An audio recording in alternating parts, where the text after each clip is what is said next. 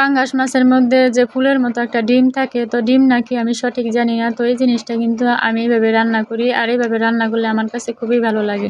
কোনো জিনিস ছোটো না, খাবারের জিনিস সব কিছুই সুন্দর করে রান্না করে খেলে কিন্তু ভালো লাগে, যেহেতু এটা হালাল সম্পূর্ণ, তো আমরা খেতে পারি অবশ্যই ভালো করে। অনেকেই আছে রান্না করতে পারি না, এভাবে রান্না করবেন অনেক ভালো লাগবে। তো সুন্দর করে পেঁয়াজ আর রসুন আমি সুন্দর করে ভেজে নিচ্ছি। আপনারা চাইলে কাঁচামরিচ দিতে পারেন, আমার হাতের কাছে ছিল না আর কি। তো সুন্দর করে বেশি জাল দিছি, জাল দেওয়ার পর আলু আর দেখতে পাচ্ছেন, তো আলু আর সুন্দর করে এগুলো আমি কিন্তু কেটে নিচ্ছি, কুচি কুচি করে কেটে সুন্দর করে আমি উল্টা পাল্টা করে সুন্দর করে এভাবে ভেজে নিতেছি। আর আমি কিন্তু পানি ব্যবহার করি না, যেহেতু আমি ভাজা ভাজা করবো। আর কোনো খাবারই ছোটো না, সুন্দর করে রান্না করবেন, সবই ভালো লাগবে।